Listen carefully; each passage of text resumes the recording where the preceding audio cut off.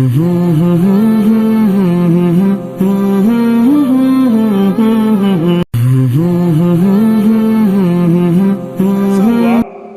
مرتبہ ہمارے کراچی میں ایک دوست ہے، انہوں نے مجھے کال کی کہ مولانا آپ کے سٹی ڈیرہ اسماعیل خان میں ایک شخص ہے جس کا دعویٰ یہ ہے کہ ہمیں بس صرف قرآن ماننا ہے، ہمیں حضور کی حدیث کی ضرورت نہیں ہے، اس سے بات کرنی ہے، اسے کچھ سمجھانا ہے۔ میری عادت یہ ہے اگر کوئی بندہ سمجھنے والا ہو، سنجیدہ ہو اور وہ ضدی نہ ہو تو اس کو سمجھانے کے لیے میں وقت نکالتا ہوں۔ اگر ضدی اور ہٹ دھرم اور بحث برائے بحث ہو تو اسے کہتے ہیں قالوا سلامہ، بابا چھڑ دے، بس تو ہی ٹھیک ہے، جا جو مرضی آئے کر لے، ہمارے پاس آپ کے سمجھانے کا وقت نہیں ہے کہ ہم وقت کو ضائع کرتے پھریں۔ میں نے مولانا سے کہا کہ وہ بندہ سمجھے گا؟ اس نے کہا جی ہاں، ان کے 3 بیٹے ہیں، وہ اپنے بیٹوں کو لے کر آئے گا اور آپ سے سمجھے گا کہ قرآن کریم کے بعد حدیث کی ضرورت تو نہیں ہے، جب اللہ نے ہمیں قرآن دے دیا ہے تو بہت ہے، وہ اس کو کچھ سمجھا لے۔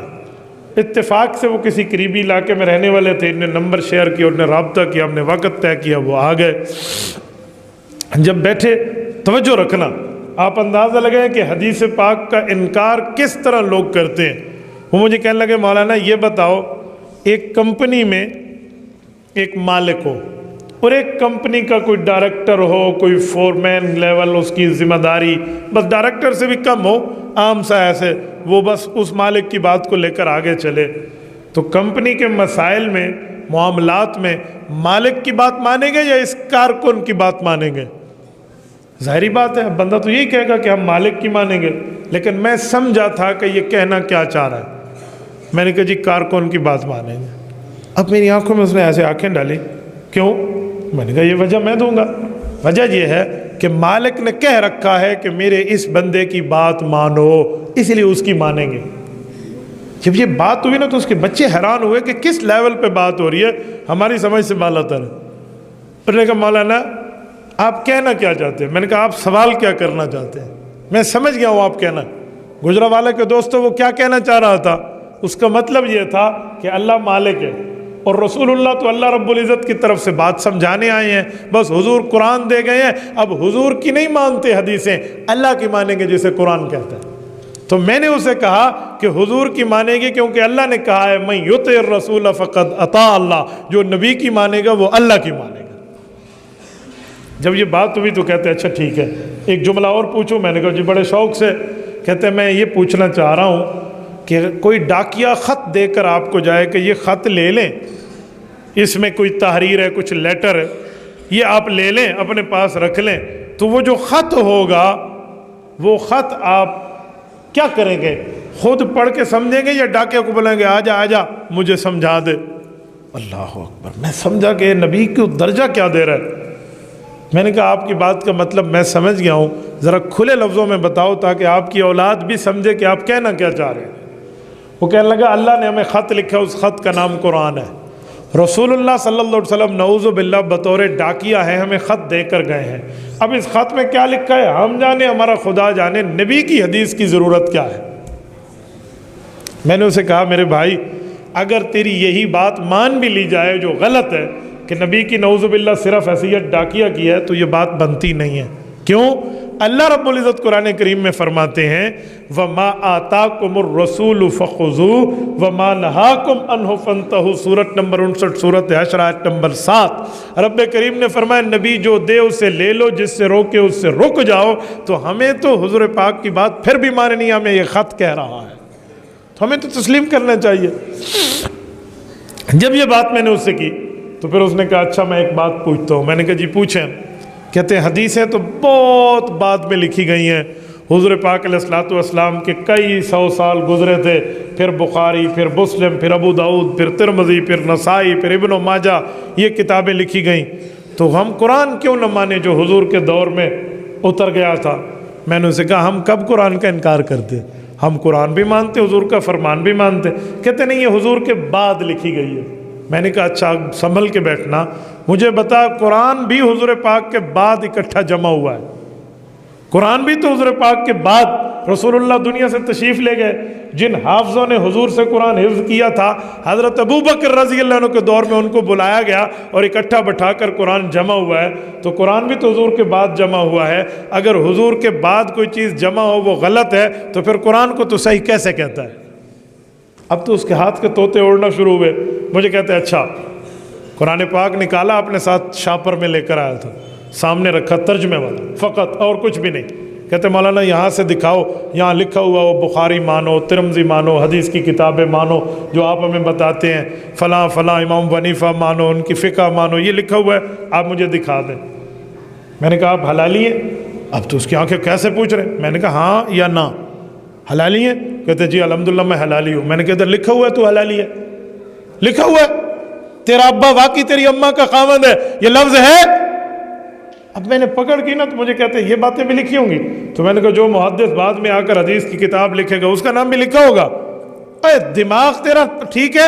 اوے اللہ کے بندے، اس میں اتنا لکھا ہوا ہے کہ نکاح کرو صحیح طریقے پر، آپ کی والدہ کا آپ کے والد سے صحیح طریقے پہ نکاح ہوا، آپ حلالی ہیں، بس قرآن کی آیت سے مسئلہ حل ہو گیا۔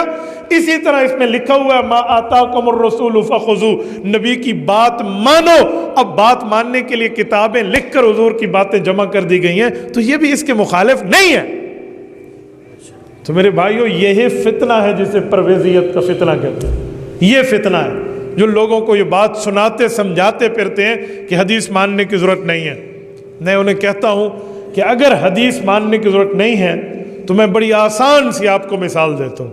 کچھ دنوں پہلے میرا جانا ہوا جامعہ مدینۃ العلم فیصل آباد میں، حضرت مولانا شیخ الحدیث محمد نواز صاحب ہیں ہمارے، دامت برکاتہم العالیہ، ان کے یہاں تو ختم البخاری کی تقریب تھی، علماء کا مجمع تھا، کھچا کھچ بھرا ہوا۔ میں نے کہا جی میرا منکرین حدیث کے ساتھ بڑا واسطہ رہا ہے، میں آپ کو ان کے سمجھانے کا انداز بتاتا ہوں، دلیلیں انہیں بعد میں دینا۔ منکرین حدیث سے کہنا کہ جن کو حضور کی حدیث نہیں مانی نہیں نا، انہیں کہنا کہ آپ ہمیں دعوت کا ٹائم دیں، ہم آپ کی دعوت کرنا چاہتے ہیں، آپ کے سامنے دسترخوان سجائیں گے، اور اگر وہ آپ سے پوچھیں کہ کیا کھلاؤ گے تو انہیں کہنا ہم آپ کو ڈینکی روسٹ کھلائیں گے، گدھا پکا کے کھلائیں گے۔ وہ آپ سے پوچھے گدھا کیوں کھلاؤ گے، اسے کہو تم نے حدیث تو ماننی نہیں ہے، گدھا حرام ہے، یہ لفظ تو حدیث میں ہے، آپ صرف قرآن مانتے ہیں حدیث کو چھوڑتے ہیں، تو گدھا تو تیرے مطابق حلال بنے گا، لہذا گدھا کھا لے۔ اگر وہ گدھا کھانے پہ تیار ہو جائے کہ میں نے ڈینکی روسٹ کھانا ہے تو ہم سمجھیں گے واقعی تو پکا منکر حدیث ہے، اندر باہر سے ایک ہے۔ اور اگر وہ گدھا کھانے پہ تیار نہ ہو تو اس کا معنی اندر دا کچھ ہو رہے تھے باہر دا کچھ ہو رہے تھے۔ تو بھائی یہاں بھی یہی صورتحال چل رہی ہے، ایک بندہ حدیث کا انکار کر دے اور احادیث کے انکار کر کے ہمیں کہے کہ ہمیں حدیث ماننے کی ضرورت کیا ہے۔ اگر یہی بے وقوفی مان لیں تو کل کوئی کہے گا یہ قرآن اللہ کا قرآن سچا کیسے ہے، اس کا ثبوت دکھاؤ، تو پھر آپ کو رسالت میں آپ کی زبان پیش کرنی ہوگی کہ ہمیں حضور نے بتایا یہ اللہ کا قرآن ہے۔ اگر حضور کے سچی بات پر ہم اسے قرآن کو قرآن مانتے ہیں تو حضور پاک کی سچی بات پر حضور کے فرمان کو حدیث بھی ماننا چاہیے۔ جیسے قرآن ماننا ایمان ہے تو ویسے حدیث ماننا بھی ایمان ہے۔ جب شہید زندہ ہے سوال اٹھتا ہے اللہ یہ تو زندہ ہے، سمجھ نہیں آیا، ہم نے مان لیا۔ آپ کے ذہن میں سوال آئے گا مولانا بات تو حیات النبی کی تھی، دلیل تو حیات الشہید پہ دی ہے، تو حیات النبی کہاں ہے؟ سنو میرے دوستو، مجھے ایک بات بتاؤ، شہید کیوں زندہ ہے؟ قرآن میں لکھا ہوا ہے لمن یقتل فی سبیل اللہ، اس کو اللہ کے راستے میں موت آئی ہے، اس کو اللہ کے راستے میں بولتے نہیں ہو، اللہ کے راستے میں زندہ۔ اللہ نے کہہ دیا۔ میرا سوال ہے نبی پاک اور شہید میں کیا فرق ہے؟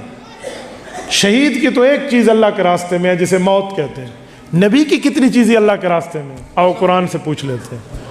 قل ان صلاتی و نسکی و محیای و مماتی للہ رب العالمین، کا پیغمبر اعلان فرما دے، محبوب مصطفیٰ فرما دے ان صلاتی، میری پوری زندگی کی نمازیں، اور رسول اللہ کی نمازیں کفار نے اوجر سر پہ رکھا، حضور نے نماز پھر بھی پوری کی ہے، نمازیں مذاق نہیں ہے۔ قل ان صلاتی، آپ کی پوری زندگی کی نماز، وہ نسکی، پوری زندگی کی قربانیاں، وہ محیایا، مکمل मुकम्मल की मुकम्मल दुनियावी जिंदगी व ममाती और दुनिया से रुखसत होना, ये चारों लिल्लाहि रब्बिल आलमीन, खालिसतन अल्लाह के लिए है जो तमाम जहानों का परवरदिगार है। ये अल्लाह का कुरान कह रहा है। तो जब शहीद की एक चीज अल्लाह के लिए है वो जिंदा है, नबी की पूरी जिंदगी अल्लाह के लिए, ये उससे बढ़ के जिंदा। नारा तकबीर, आजो तक खत्म नबूवत, अकीदा हयातुन नबी, मौलाना मुफ्ती अब्दुल वाहिद कुरैशी साहब। और ये सिर्फ मेरा ज़ाती नज़रिया और मौक़िफ़ नहीं है, ये रिसालत इमाम अलैहिस्सलाम का फरमान है। हुज़ूर अक़दस सल्लल्लाहु अलैहि वसल्लम ने अंबिया को कब्र में खुद जिंदा और कब्र में नमाज पढ़ते देखा है। कहाँ लिखा है, किसने देखा है? सही हदीस, जिस किताब का नाम है सही मुस्लिम, ज़ईफ़ मुस्लिम नहीं, सही मुस्लिम, जिसको पढ़ने के बाद मौलवी के सर पे दस्तार फजीलत सजती है। आज ये मौलवी साहब ने, वो किताब है सही मुस्लिम, जिल्द नंबर 2, सफ़ा नंबर 268। ये कदीमी कुतुब खाने की वर्के की दाईं साइड है, सफ़ा 268, जिल्द नंबर 2, किताबुल फ़ज़ाइल, बाब फ़ज़ाइल मूसा। रावी हज़रत अनस रज़ी अल्लाह अन्हु इरशाद फरमाते हैं, रसूलुल्लाह ने फरमाया, मररतु अला मूसा, मैं मेराज वाले सफ़र पे, ज़मीनी सफ़र में जा रहा था तो मैंने देखा, मररतु अला मूसा लैलतन उसरी, अभी मेराज के रात का सफ़र था, हज़रत मूसा अलैहिस्सलाम खड़े थे, वह हुआ क़ाइमुन, खड़े थे, क्या कर रहे थे? युसल्ली, नमाज पढ़ रहे थे। कहाँ? फी क़ब्री ही, अपनी कब्र मुबारक में। मेरे दोस्तों, ये हज़रत अबू बकर ने नहीं देखा, ये हज़रत उमर, उस्मान और हैदर ने नहीं देखा रज़ी अल्लाह अन्हुम। और वो भी देखते तो मैं सलाम अकीदत पेश करता। मैं उनकी बात नहीं कर रहा, ये सिर्फ हज़रत ईसा ने नहीं देखा, हज़रत दाऊद, हज़रत सुलेमान, हज़रत ज़करिया, हज़रत याह्या, हज़रत इस्माइल, हज़रत इब्राहिम, हज़रत इसहाक, हज़रत यूसुफ, हज़रत याकूब, इन्होंने नहीं, इन सब के इमाम इमामुल अंबिया ने देखा है, रसूलुल्लाह ने देखा है, अपनी आंख से देखा। मूसा अलैहिस्सलाम कब्र में खड़े होकर नमाज पढ़ रहे हैं। और शायद तुझे कोई कह दे कि ये तो मौजज़ा है, ये तो मौजज़ा है। सुनो, उसे कहो यहाँ दो चीजें हैं, एक है हजरत मूसा का नमाज पढ़ना, एक है हुजूर का ऊपर से देखकर मुत्तले हो जाना। हुजूर का देखना मौजज़ा है, नमाज पढ़ना कब्र में तो पैगंबर की इबादत है। और मेरा इस्तेदलाल देखने से नहीं है, कब्र में नमाज पढ़ने से है। सुभान अल्लाह। इसलिए मौजज़े वाला चक्कर अपनी जेब में रखना। आप इस तरह मेरे साथ बात नहीं फरमा सकते कि मौजज़ा तो हुजूर ने देख लिया, वरना हुजूर पाक अलैहिस्सलाम के देखने से पहले भी तो हजरत मूसा नमाज पढ़ रहे थे। ये तो महबूब मुस्तफ़ा की शान है, मर्तबा व मकाम व दर्जा व हैसियत व वैल्यू है कि मेरे पाक पैगंबर पर कब्र की इबादत को अल्लाह ने खोल दिया। तो मौजज़ा देखना है, पढ़ना तो नबी की इबादत है, और हम साबित पढ़ना कर रहे हैं, देखना नहीं कर रहे।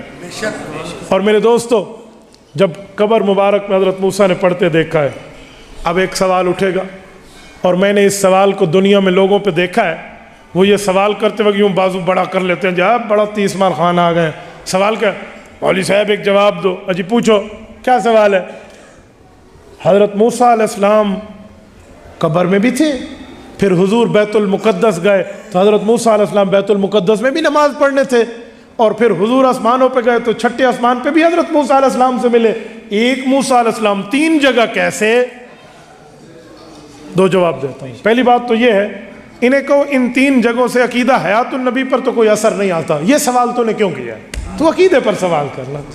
ये तो वैसे है, मुझसे यहाँ कोई पूछे मौलाना आप तकरीर करने आए हैं, मैं कहूँगा जी हाँ। वो कहेगा अच्छा अच्छा, हमने गेट को रंग किया था, उसका रंग काला था, तो काले रंग का मेरे तकरीर से क्या ताल्लुक? तो ऐसे खामखा से तू शुगल मेला लगाने के लिए कोई सवाल कर रहा है तो क्यों कर रहा है भाई? अच्छा, तू जो शुगल मेला लगा रहा है मैं उसका जवाब भी देता हूँ। सवाल कि हजरत मूसा कब्र में भी है, बैतुल मुक़द्दस में भी, आसमानों पे एक हजरत मूसा तीन जगह कैसे? तो मेरा सवाल है, हुजूर पाक अलैहिस्सलाम कितने हैं? हुजूर तीन जगह कैसे? सुभान अल्लाह। हुजूर तीन जगह कैसे? सुभान अल्लाह। जो तेरा जवाब वो मेरा फमा जवाब कुम जवाब बना। दो जवाब, किसी एक शिक पर उंगली आप रखें, एक ही जवाब होगा। हुजूर एक हैं, पहले इधर फिर उधर फिर उधर। अला, इसे कहते हैं महमूल अला तअद्दुदिल अवक़ात, मुख्तलिफ वक्तों पर महमूल है। तो हुजूर पाक तीन जगह में है। تو میں نے کہا ایسے حضرت موسیٰ علیہ السلام کو بھی رب کریم لے گیا، پہلے ادھر پھر ادھر سے حضور کی اقتداء میں، پھر ادھر سے آسمان، وہ بھی 3 جگہ۔ کون لے گیا؟ ان اللہ علی کل شیء قدیر لے گیا۔ مفتی عبدالواحد قریشی لے جاتا تو پوچھتا تیرے پاس طاقت کیا ہے؟ اللہ لے گیا ہے جو ہر طاقت سے طاقتور ہے، بے شک اللہ لے گیا۔ اور یہ میرا جملہ نہیں ہے، میں اس پر 2 دلائل پیش کرتا ہوں۔ مولا علی قاری رحمہ اللہ نے مرقات شرح مشکات میں لکھا ہے انما تکون الصلاۃ للاشباح لا للارواح لا سیما، باب الفلم معراج جلد نمبر 10 مرقات شرح مشکات۔ مولا علی قاری فرماتے ہیں نماز روح اور جسم مل کے پڑھتے ہیں، خالی روحوں نے حضور کے پیچھے نماز نہیں، روح جسم دونوں نے پڑھی ہے۔ اور مولانا ادریس کاندلوی رحمہ اللہ سیرت المصطفیٰ میں لکھتے ہیں وما ذالک علی اللہ بعزیز، کہ اللہ پر مشکل نہیں ہے، اللہ لے گیا ہے۔ کیسے لے گیا ہے؟ میرے اللہ کا کام ہے۔ تو حضور پاک علیہ السلام نے دیکھا ہے یہ قرآن کی آیت اور یہ صحیح کتاب ہے، چل تیرا اس سند پر بھی اعتراض نہیں آ سکتا جو تو کہ ضعیف لے کر آئے ہو، میں تو صحیح مسلم لایا ہوں، ضعیف مسلم تو نہیں لایا۔ ہمارے اوپر ایک اعتراض ہوتا ہے کہ آپ لوگ درود پاک کے منکر ہیں۔ کسی سے پوچھے بھی کس نے کہا ہم درود پاک کے منکر ہیں؟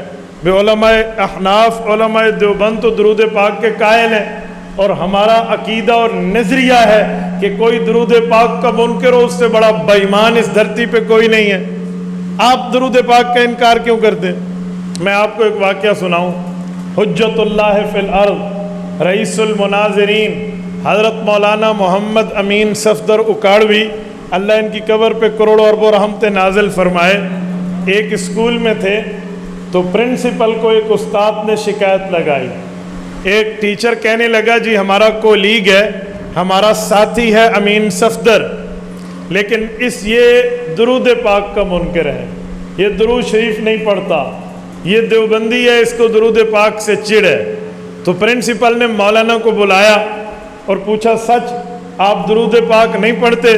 اس نے کہا جی درود پاک جو نہ پڑھے وہ بے ایمان ہے، میں تو درود،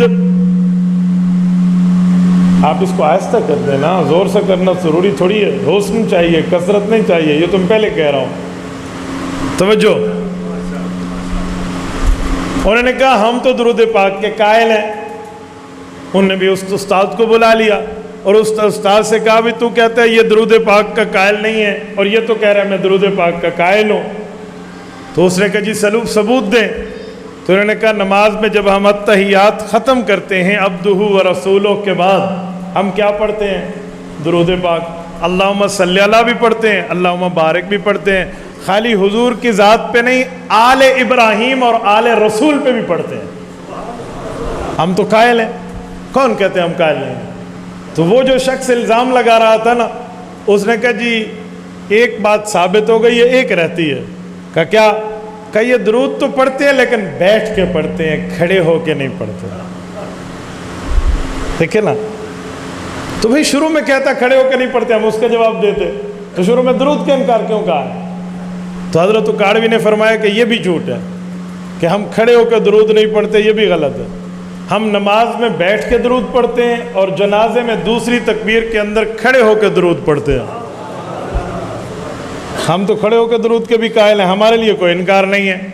آپ نے خواہ سے الزام لگائے۔ تو اس شخص نے کہا کہ چلو ایک بات اور بھی رہ گئی۔ اب پرنسپل سن رہا ہے، کہا کیا؟ کہا یہ اللہم صلی اللہ پڑھتے ہیں، الصلاۃ والسلام علیک یا رسول اللہ نہیں پڑھتے۔ انہوں نے کہا یہ بھی جھوٹ ہے، یہ بھی کذب ہے۔ ہم یہاں ہوتے ہیں، ہم درود پڑھتے ہیں اللہم صلی اللہ، اے میرے مولا تو فرشتوں کے ذریعے پہنچا دے۔ اور جب اللہ ہم سب کو مدینہ جانے کی توفیق عطا فرمائے، اللہ آپ کی برکت سے ہمیں بھی توفیق عطا فرمائے، جب ہم رسول اللہ کی قبر اطہر پر حاضر ہوتے ہیں، رسول اللہ کے روضہ مبارک پر حاضری دیتے ہیں، مدینہ منورہ جاتے ہیں، تو اس مقام پہ ٹھہر کے الصلاۃ والسلام علیک یا رسول اللہ پڑھتے ہیں۔ تو ہم تو دونوں کے قائل ہیں، بس فرق یہ ہے کہ کون سا درود کہاں پڑھنا ہے تو ہمیں پتہ ہے، کیونکہ درود پاک ایک تحفہ ہے، اور تحفے کا اصول یہ ہے کہ دور ہو تو بھیجا جاتا ہے، قریب ہو تو پیش کیا جاتا ہے، علماء دیوبند عقل مند لوگ ہیں، ہم ادھر ہیں تو اللہ رب العزت کے فرشتوں کے ہاتھوں حضور پاک کی دربار پہ تحفہ درود کا بھجواتے ہیں، اور جب رسول اللہ کی قبر پہ حاضری کی سعادت دے دے، یہ نعمت عطا فرما دے تو اپنے ہاتھوں سے درود پیش کرتے ہیں۔ دیکھو اب وضاحت آئی نا تو بات کھلی۔ تو اسی طرح ایک بندہ ایک مسئلہ وضاحت سے کہے نا کہ یہ ادھر ہے ادھر نہیں ہے، تو اسے اس مسئلے کا انکاری مت کہا جائے، اسے اس مسئلے کا منکر نہ گردانا جائے، بلکہ اس کی بات کو وضاحت کے طور پہ سمجھا جائے۔ یہ ایسے ہے کوئی کہے کہ میں بھائی 3 رکعت نماز مغرب ظہر کے وقت پڑھوں گا، تو ہم اسے کہیں گے بھائی 3 رکعت نماز مغرب ہے لیکن ظہر میں نہیں مغرب میں ہے۔ ہم اسے مغرب کا منکر نہیں کہیں گے، ہم رکعتوں کے اوقات کا تبدیل کرنے والا کہیں گے۔ میرے بھائی درود پاک کہاں، کیسے، کس طرح، کس لیے، کس بنیاد پہ پڑھنا ہے، علماء دیوبند بڑے اچھے طریقے سے جانتے ہیں۔ تبارك الذي نزل الفرقان على عبده ليكون للعالمين نذيرا